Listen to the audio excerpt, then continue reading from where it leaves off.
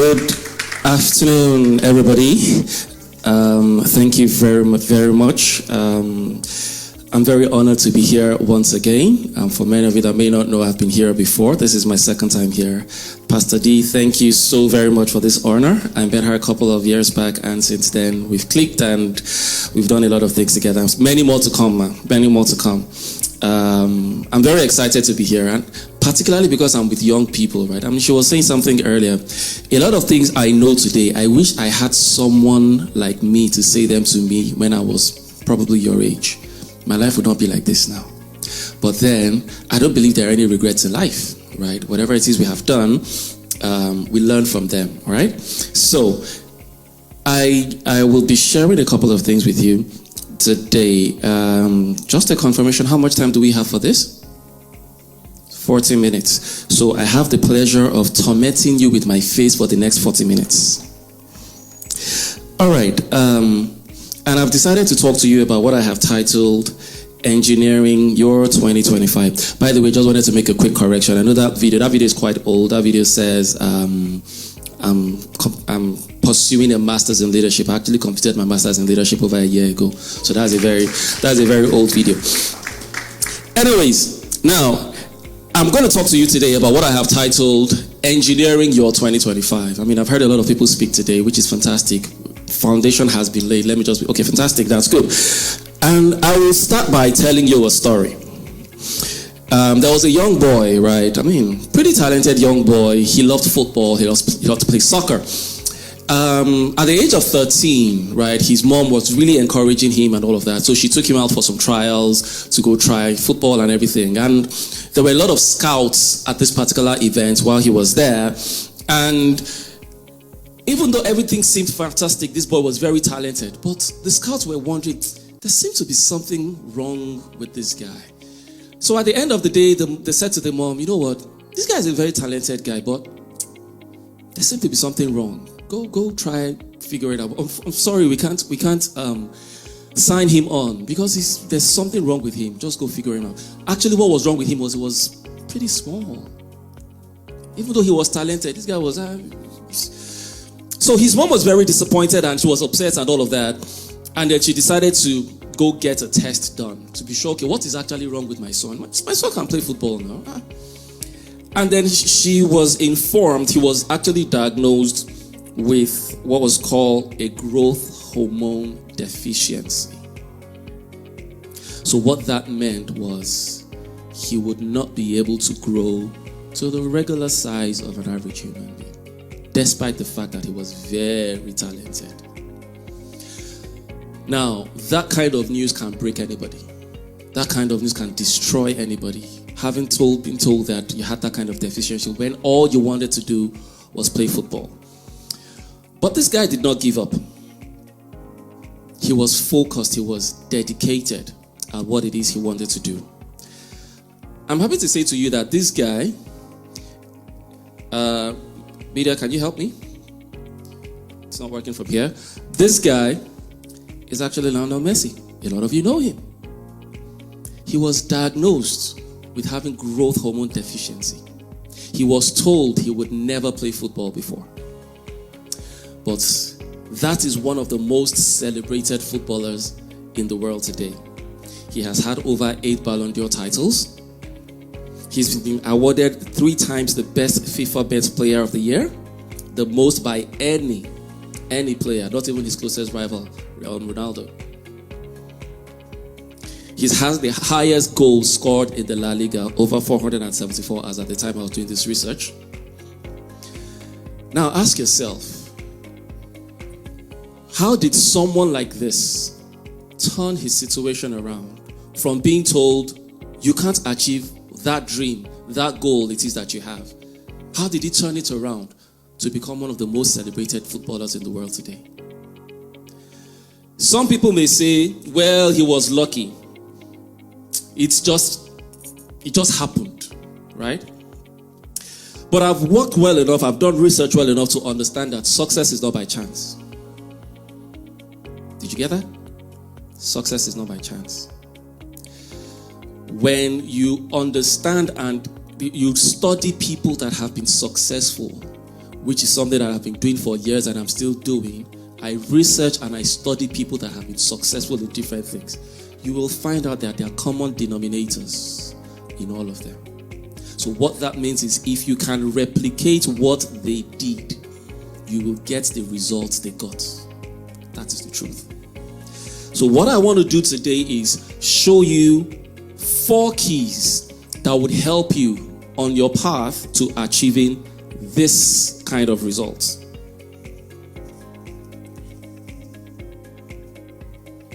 Okay, so what I want to do, like I said, is give you some keys that will set you on your path to achieving this kind of result. And I'll share with you 4 keys today. This is going to be a very practical session. I know we are youth, we have a lot of energy, right? This is going to be a practical session.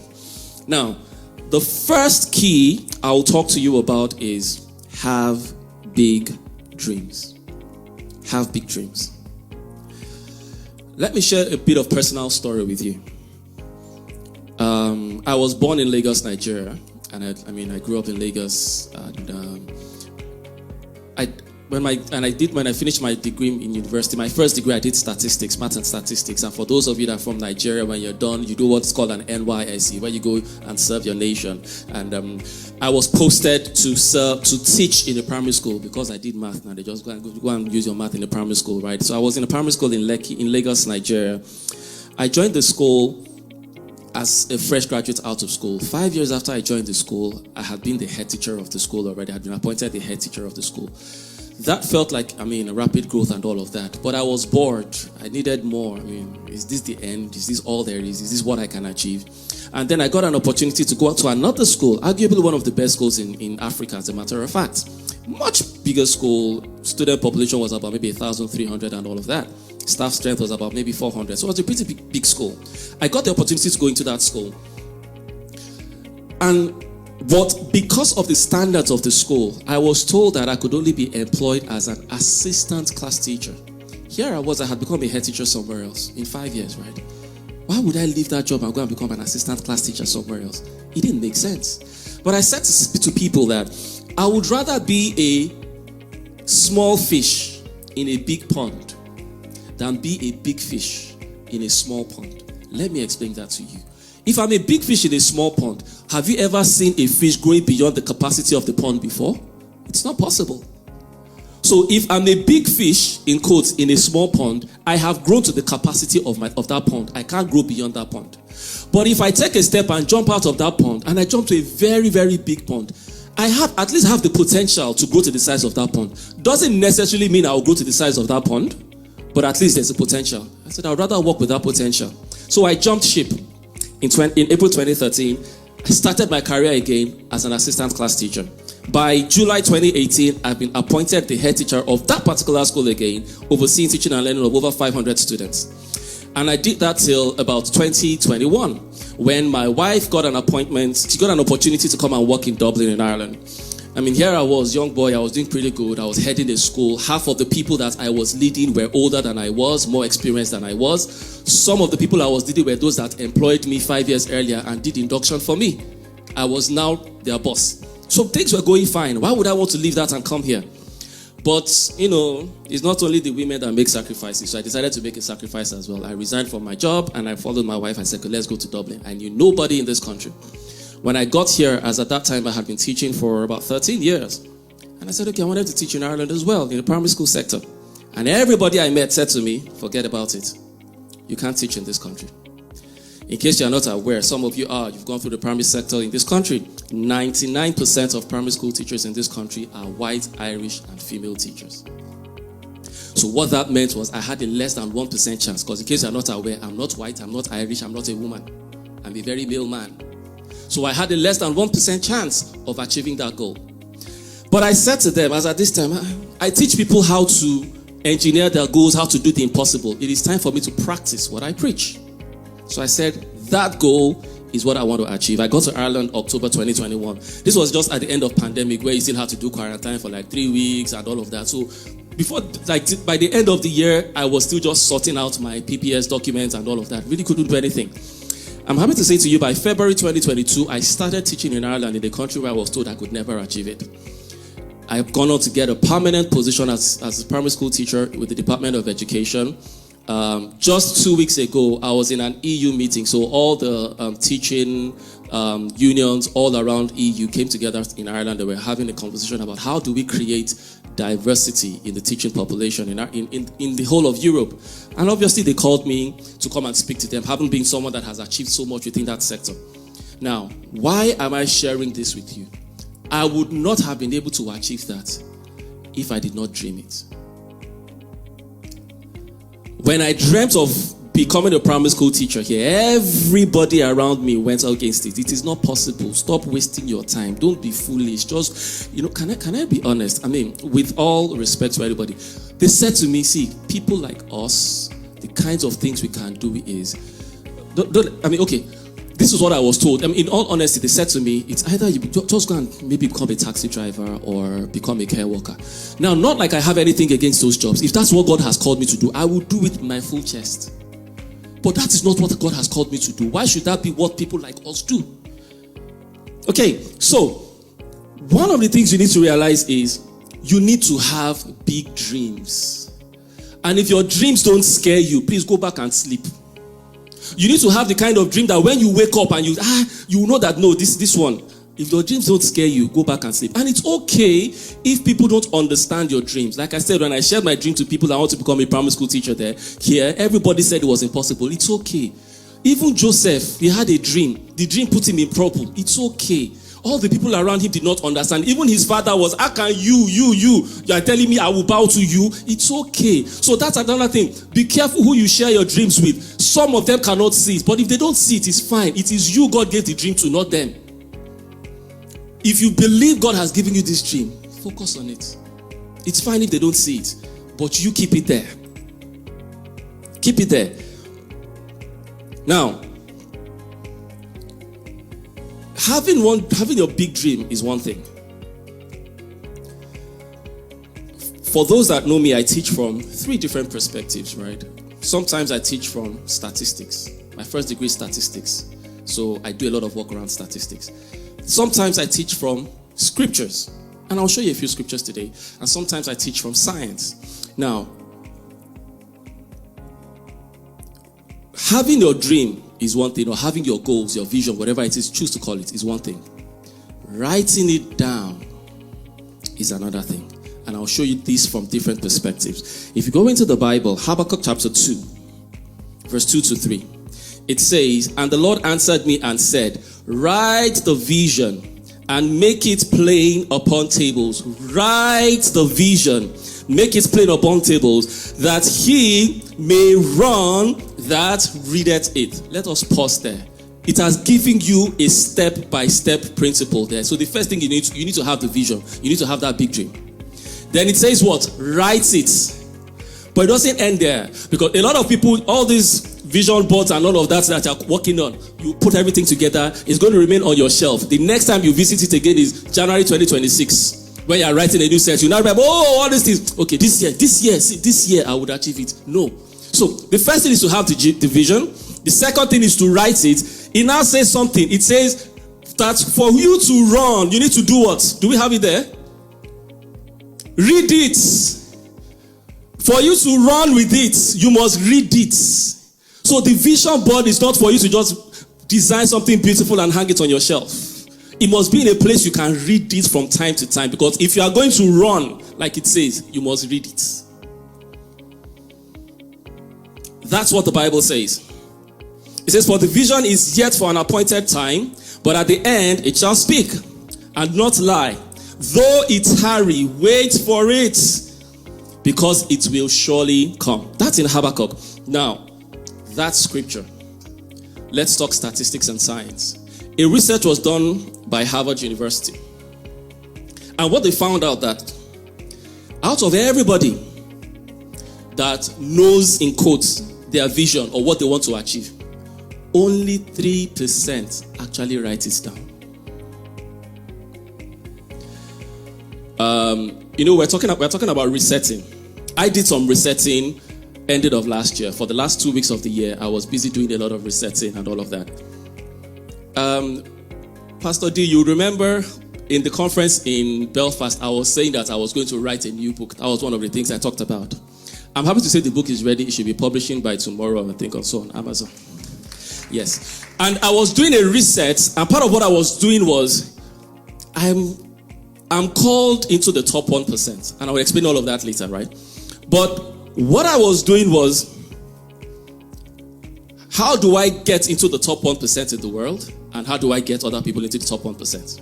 Now, I've just shared the statistics with you that out of everybody on earth, only 3% of the people actually write down their goals. What that says to me is, by writing down my goals, automatically I have entered the top 3%. So if you are here, you are planning to follow me to the top 1%, writing down those goals is part of what you need to do. That is science and statistics for you. Now, like I said, this is going to be a very practical class, right? How many of you have goals and visions for 2025? You do. Write them down now. If you haven't, just in case you are here, it's not written down, write them down. You've just heard from science, only 3% of the people that actually do. You've just heard from the scriptures, Habakkuk says, write it down. So if just in case you are here, you haven't done it, write it down.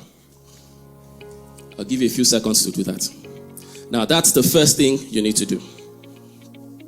Now, knowing what to do is not a problem for many people.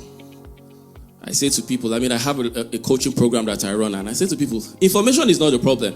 If you want information, go to ChatGPT, how to succeed in 2025. It will give you results.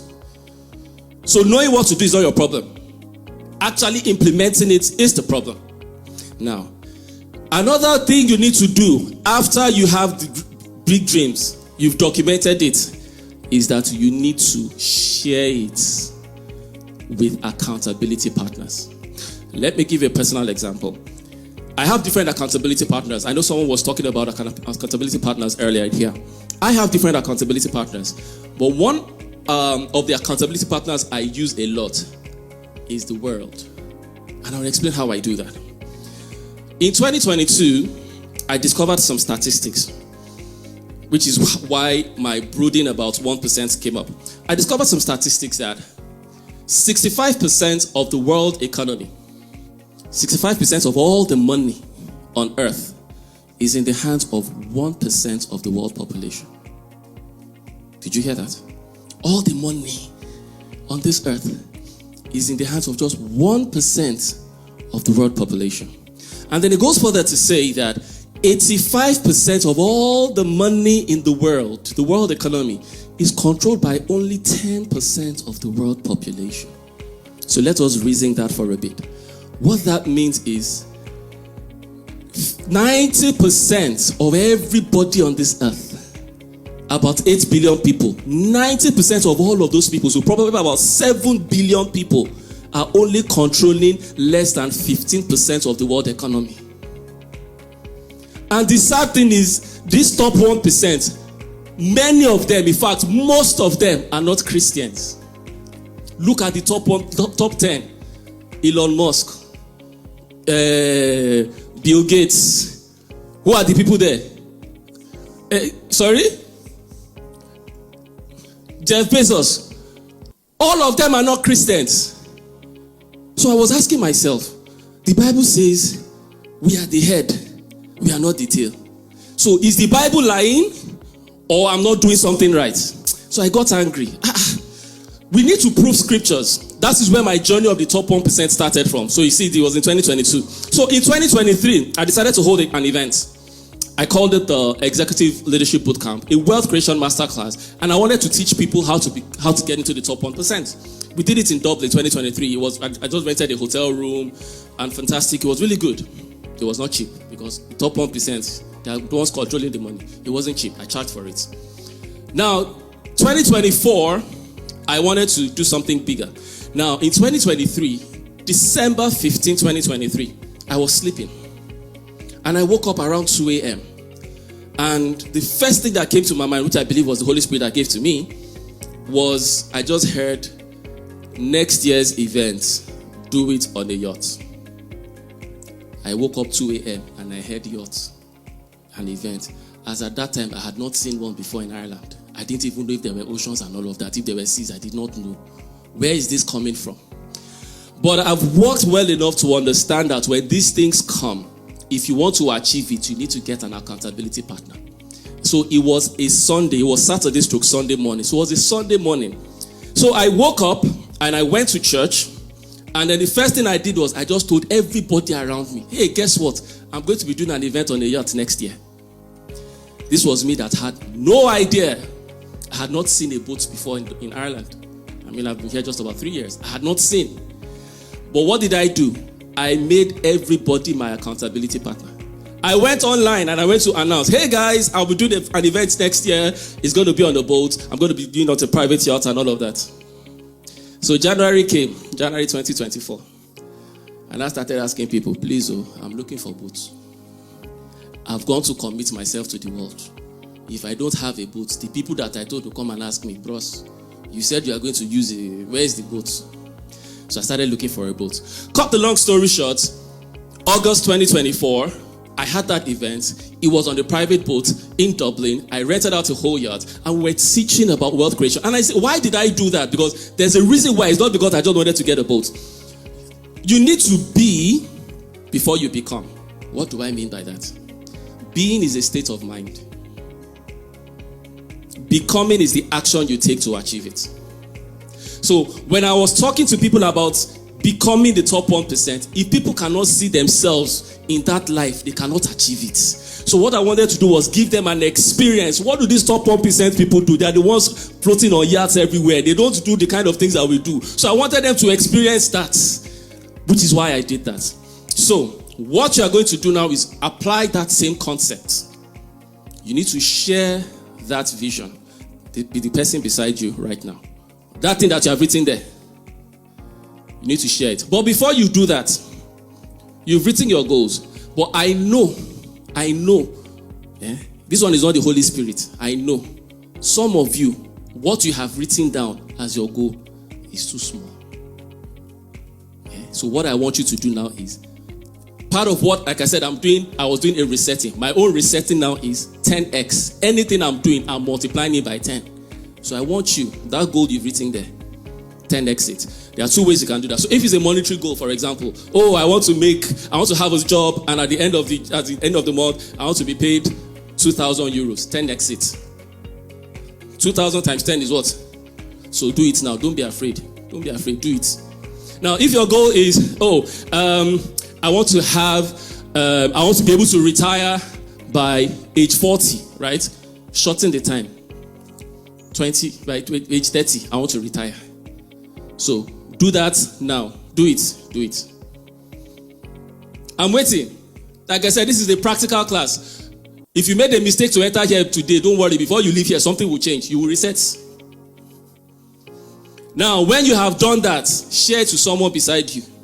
Don't be afraid. Say it to them. Say it. Even Joseph said his dream.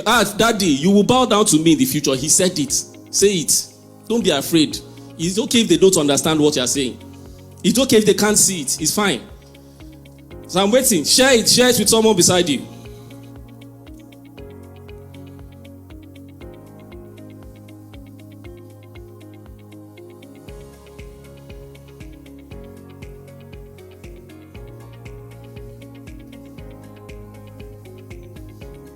Are you sharing it? Are they wondering that what kind of person is this?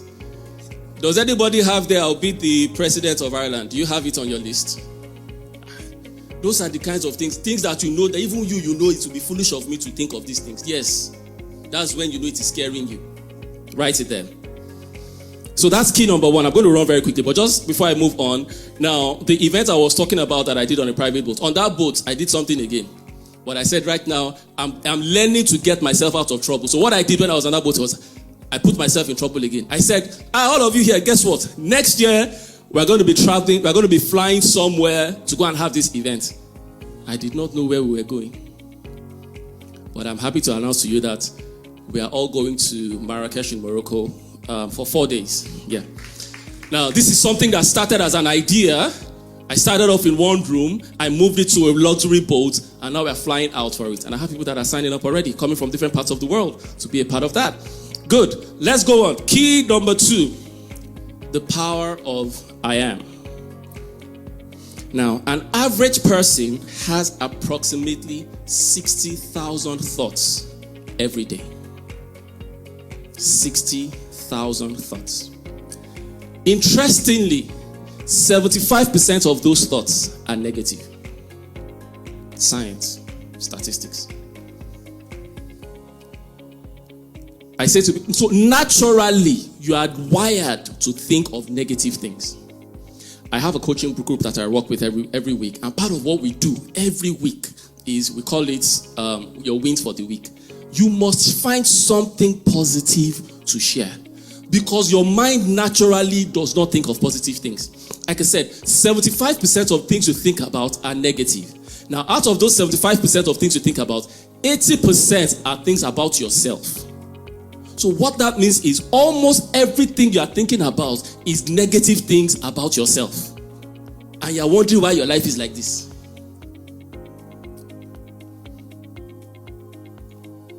Because your thoughts drive your life.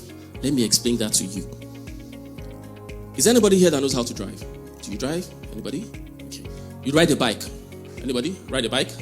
Okay, now.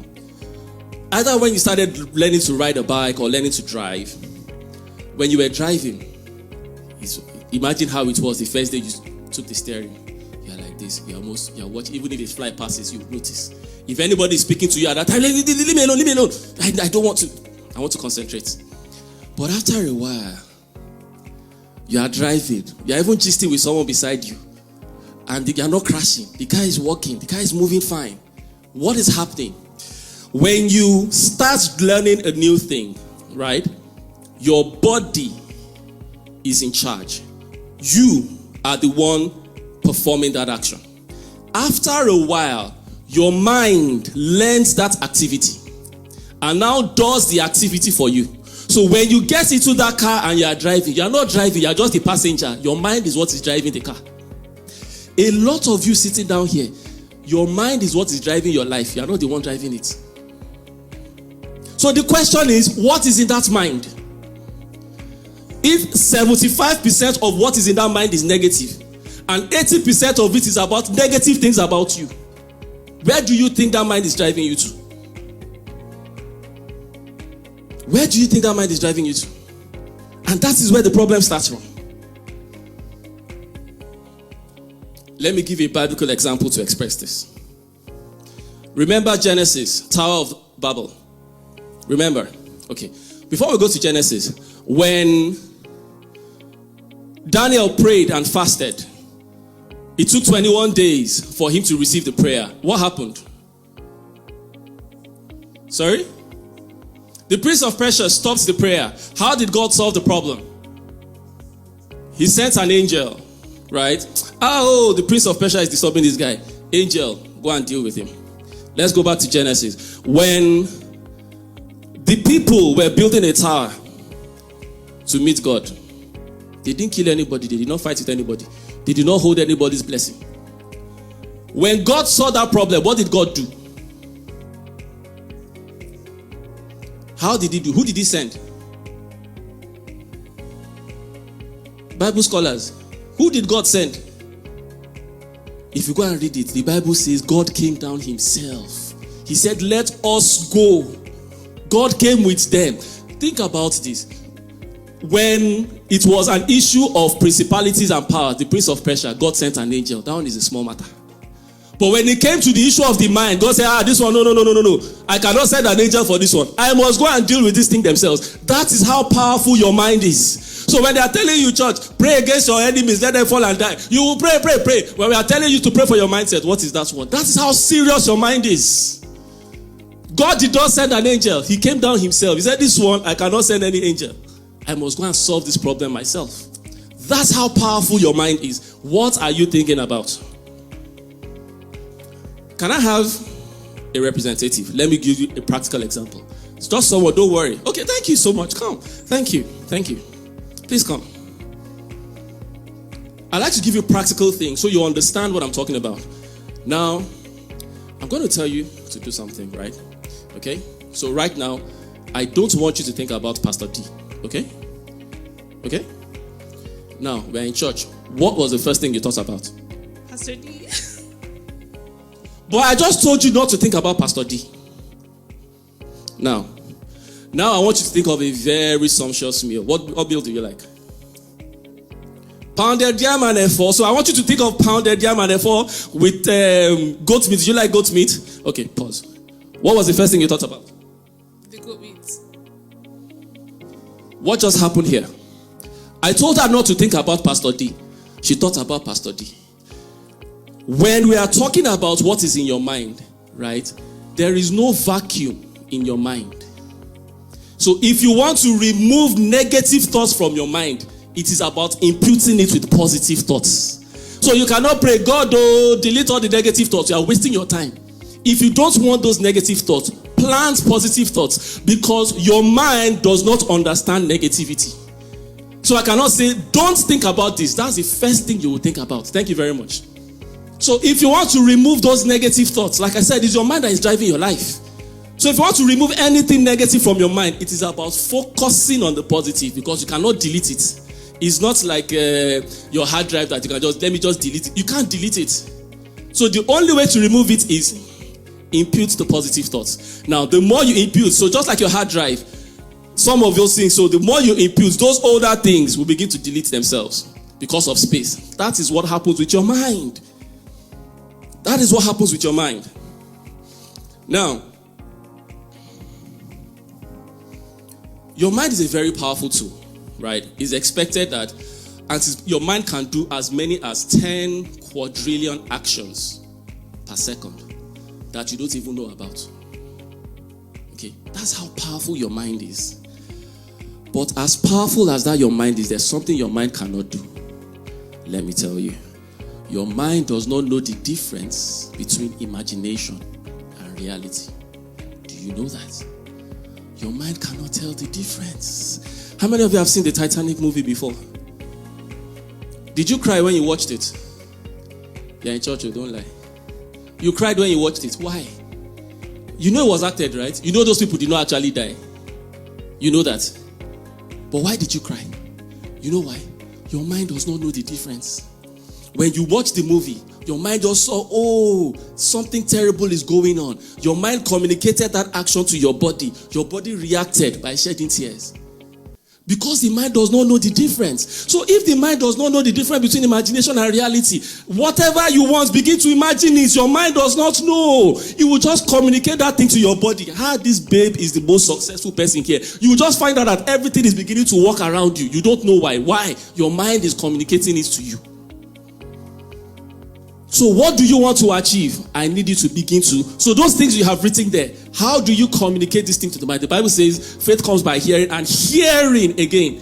So what do you need to hear? Hear yourself say what you want. So those goals you have written down, change them to I am confession. So if, for example, you wanted to write, you are hoping to get a job, all right? You want to have a job, or you want to get married, or whatever it is. I am happily married. That is your I am statement. You want to get into school, you want to get you want to go do your masters. I am a PhD holder. Write those things as I am statements. Don't worry, your mind does not know you have not achieved it.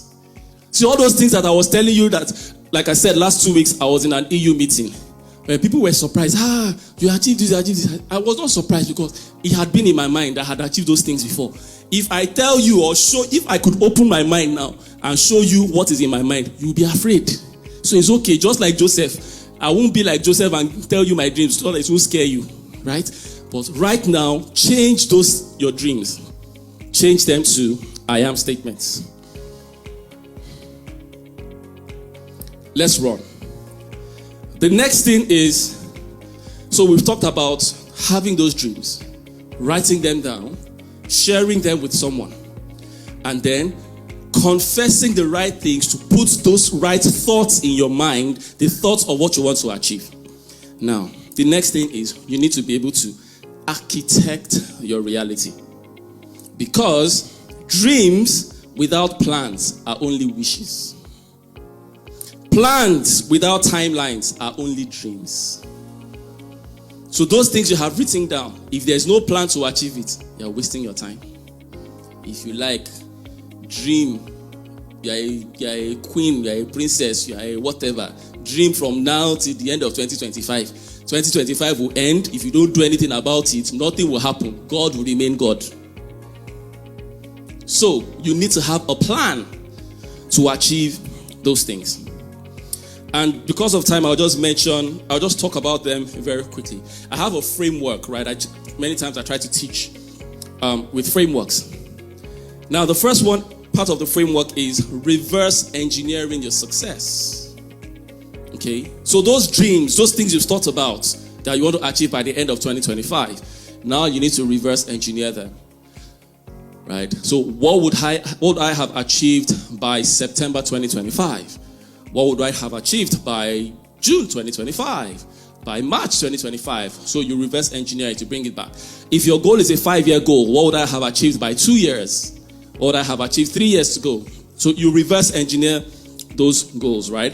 Visualize success achieved. Walk backwards, identifying the major milestones. What are the major milestones that you would achieve? Okay?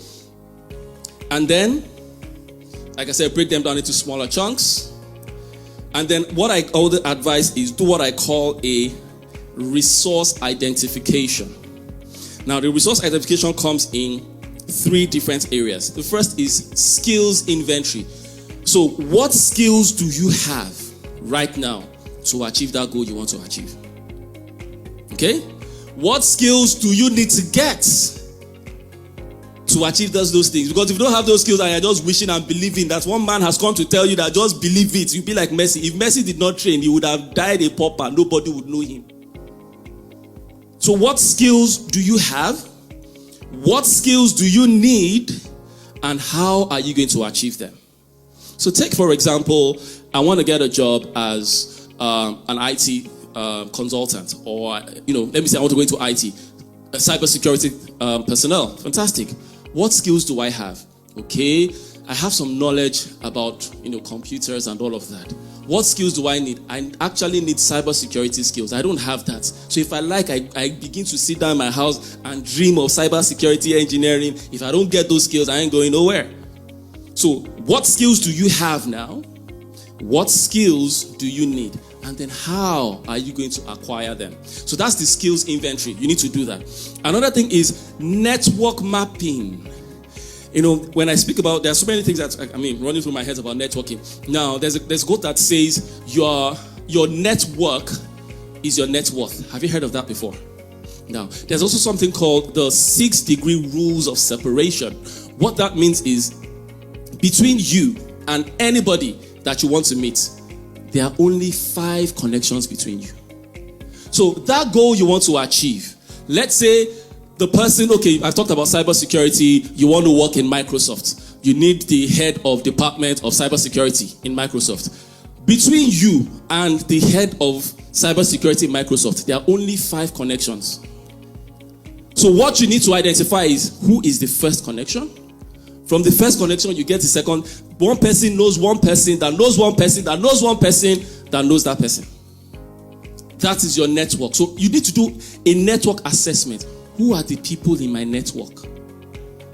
And be intentional about who you put in your network, because you are the average of the 5 most people you spend your time with. So you are dreaming of becoming a happily married woman, right? Meanwhile, all your friends are single people that don't even have any hope to get married, and you're hoping you get married. You can't. Don't waste your time, because you are the average of the 5 most people you spend your time with. So ask yourself, when you get back home, you need to do an inventory. Who do I actually spend my time with? Because if I need to know who you are or what your life will become, all I need to do is look at who you are spending your time with. But I know you guys are going places. You know why? You are spending your time in church on a Saturday like this. So I know you are going places. So that's it. And I will just go quickly into the last key. So we've talked about dreaming big. We've talked about the power of I am. We've talked about architecting your reality, bringing those visions into reality. And then the last part is moving the ball forward. 92% of people that set New Year's resolutions don't achieve them. Have you heard of Quitter's Day before? Go and Google it. It's a day. It's on the second Friday of January. And it is Quitter's Day because it is expected that most people would have quit on their New Year's resolution by the second Friday of January. Only 8% of people that actually wrote down their vision would actually achieve it. So it's not just about writing those things down. You need to be able to achieve them. Now, how can you achieve this? I shared one of this before. Get an accountability partner. It may be Pastor D. It may be someone else. Get someone that would always monitor you. It may be a coach. Get a coach if you have to. Someone that will keep you on track. Because like I said, knowing what to do, what I've come to do here is to tell you what to do. This information, you can get it yourself online. But achieving those things is actually the issue. So, and then, manage your time effectively. Manage your time effectively. One of the things I teach in my coaching program is time management and all of that. There are several strategies I can teach, but I'll give you one very simple one today. Have you heard of the Pareto's principle before? Pareto's principle. Okay. Now, it's popularly called maybe the 80-20 principle. Now, what Pareto says is that 80% of, so let me use it in terms of, there are several ways you can apply that, but let me use it in terms of time management that we're talking about. Now, 80% of all the activities that you do, right? Let me put it the other way. 20% of all the activities that you do, let's say every day you do 100 things. Now, 20 out of those 100 things that you do every day will give you 80% of the results that you need. Okay? So, only 20% of your activities will give you 80% of the results. So, it's not about, some people are busy, but they are busy doing nothing. Have you heard of that before? They are busy doing nothing. So, it is not about how busy you are. What are you busy doing? What are you spending your time on? So, what I do is, some people say, yes, I do so many things. You don't want to know what it is that I do. I do so many things. But it's not about doing so many things. It's about focusing. What is the 20% I need to focus my energy on? Because if I do focus 80% of my time on the 20%, I will get 80% results. The remaining can share the remaining 20% of my time. That is the Pareto's principle. So ask yourself, what are those things? So you need to put your activities every day on a scale of preference. What is the most important thing? Identify the 20% that you focus your time on. Because those 20% will give you 80% of the results. Let me use that Pareto's principle in another dimension. 20% of the youths in this church produce 80% of the results. See, it's a principle that applies anywhere. 20% of all the youths in this church, only 20% of them produce the results that this church produces. 20% of the people in this church produce 80% of the results. I told you about the statistics earlier.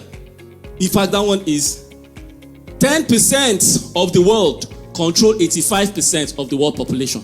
That is Pareto's principle. It works in any environment that you go to. So use it to manage your time. Don't waste your time doing everything. Focus. What is important to you? Spending time with God. That's important. No matter how busy you are, don't bother. Focus on the things that you need to do. Prioritize God. Prioritize your health. It's not about all the people you're hanging out with. All those things don't matter. And then lastly, the power of consistency. If you have ever read the book Atomic Habits, has anybody read it before? Oh, fantastic, thank you. Atomic Habits, he was talking about the power of small changes. Some people are waiting that, so for example, I want to go to the gym. I never used to go to the gym. But this year, I will spend 3 hours every day in the gym. Forget it, you won't achieve it. But it doesn't have to wait till you get to 3 hours every day before you achieve results. If it's only 5 minutes per day, do it. It is not in how much, it is the consistency.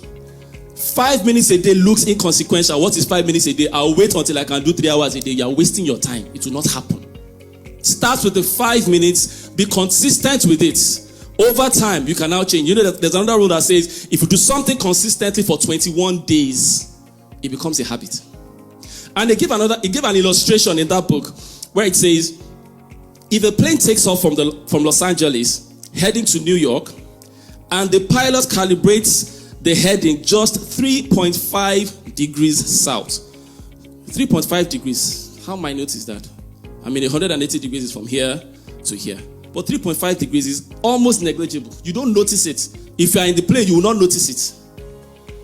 But if you continue with that trajectory, something seemingly inconsequential, if you continue in that trajectory, a plane that takes off from Los Angeles that wants to go to New York will end up landing in Washington, D.C.